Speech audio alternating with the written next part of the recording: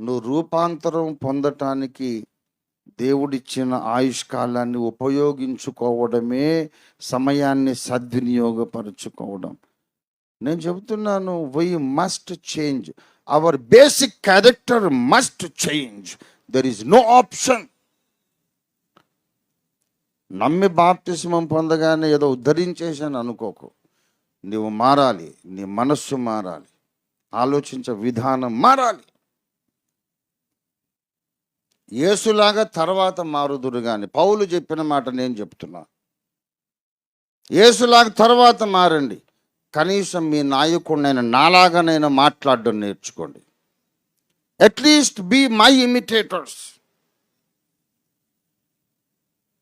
ఏదైనా తేడా వచ్చినప్పుడు నేను ఎలా స్పందిస్తానో అలా నువ్వెందుకు స్పందించవు?